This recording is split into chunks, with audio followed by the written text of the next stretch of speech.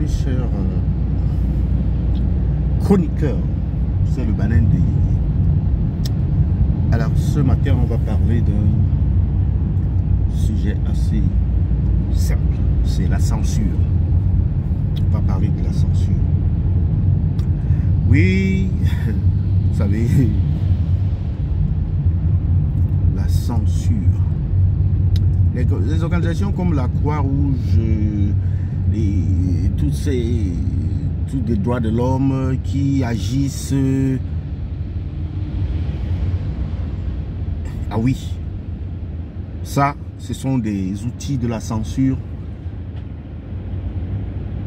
dirigés par les Occidentaux. Maintenant, sur les réseaux sociaux, vous avez également une autre forme de censure. Ouais, là-bas, j'ai oublié de nommer Amnesty International et toute la horde d'organisations qui sont en fait des organismes de censure ou alors des outils d'espionnage. Maintenant, sur les réseaux sociaux, nous avons une autre forme de censure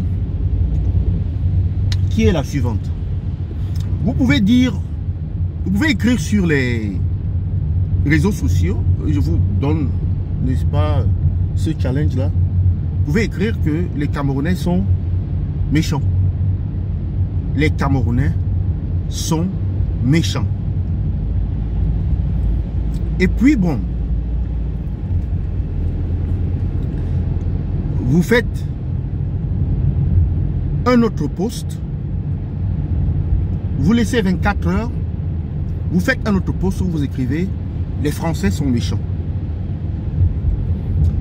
Vous allez constater que en moins d'une minute, le post qui concerne les Français sera censuré. Ce post-là sera censuré. Et vous aurez un avertissement comme quoi vous n'avez pas respecté les règles communautaires. Ça, ce n'est rien d'autre que la censure. En réalité, il est pratiquement permis de dire Poutine est un dictateur. Ou alors d'écrire le dictateur Poutine. Mais si vous écrivez, par malveillance, le dictateur Macron, vous êtes sanctionné. Ah oui? Vous êtes sanctionné. Si vous écrivez le dictateur Macron, vous êtes tout de suite censuré. Pourquoi? Allez voir. Vous allez émettre des arguments comme quoi, mais c'est vrai que Poutine est dictateur. Mais qui a dit que... C'est quoi un dictateur? Qui définit un dictateur? Quelle est la définition d'un dictateur?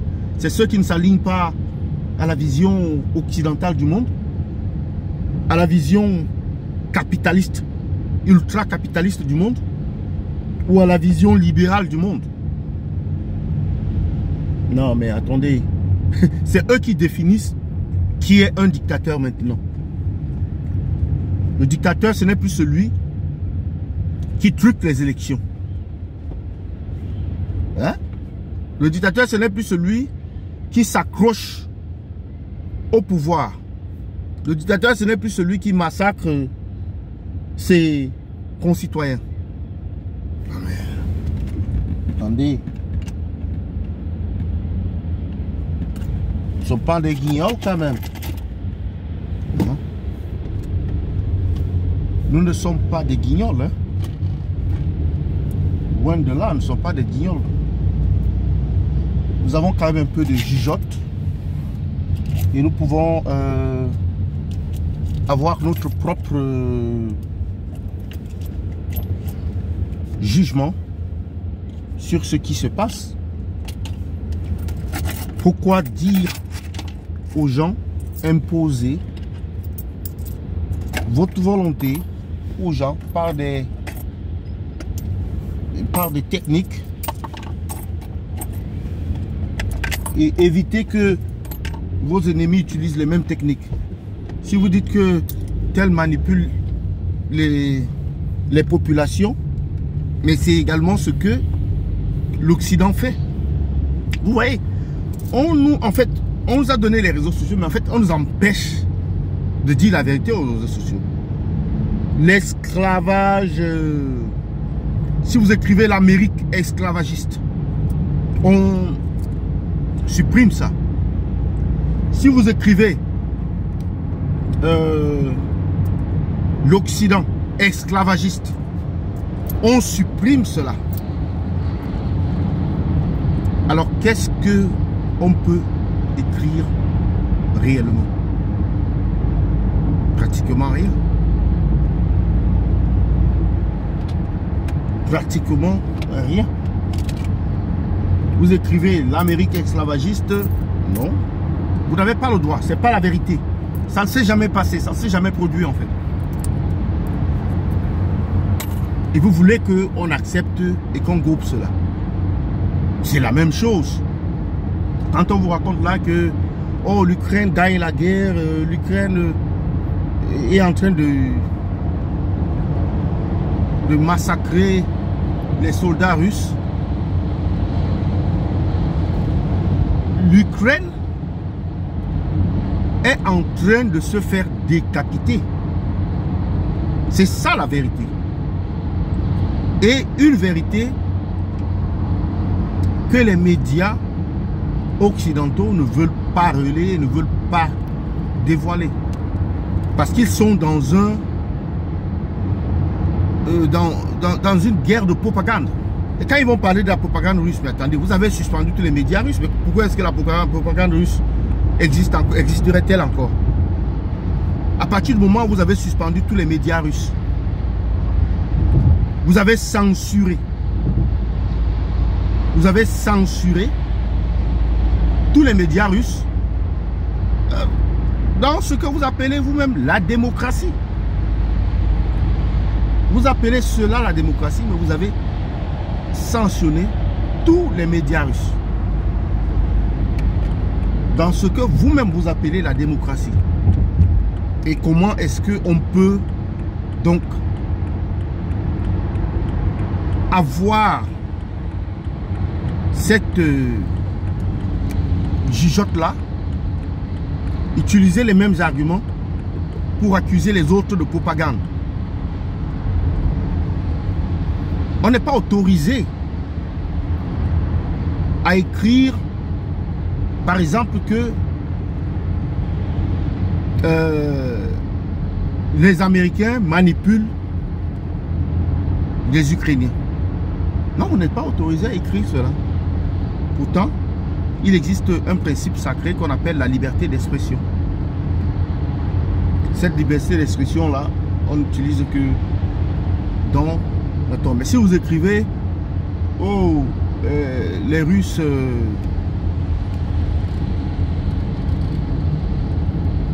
les Russes font de la propagande, les Russes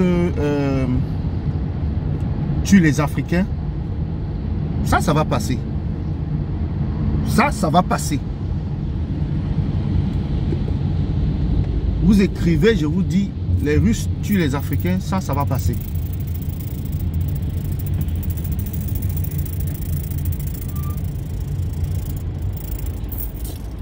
Mais si vous écrivez les Français tuent les Africains, ça ne passera jamais. Parce que en fait, les Français n'ont jamais tué les Africains. Ils n'ont jamais. Hein? Même pendant la colonisation, même pendant l'esclavage, ils n'ont jamais.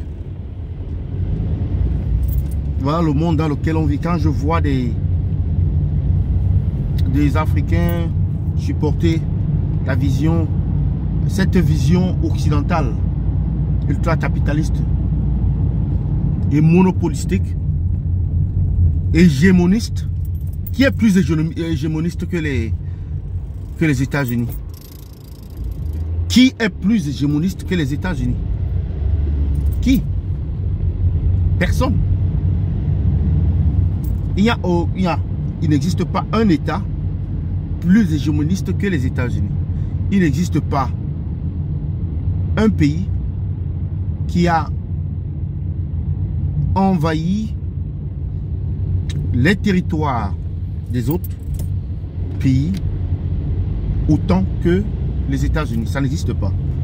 Maintenant, les pros occidentaux vous diront, oui, mais c'était pour y installer la paix. C'était pour promouvoir la démocratie. Alors, cette démocratie-là, cette paix, la démocratie, existe-t-elle en Irak?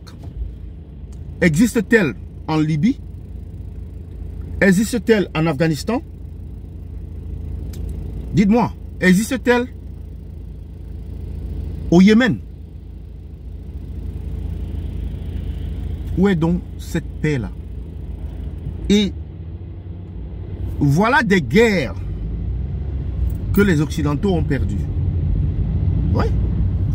Une guerre peut durer 10 ans, hein, elle peut durer 15 ans. Mais à partir du moment où vous n'avez pas atteint votre objectif, la guerre, quel que soit ce que vous avez dépensé, quel que soit le nombre d'années que vous avez passé là-bas, la guerre est bel et bien perdue. Donc c'est ce narratif-là de l'Occident qui, moi, me choque.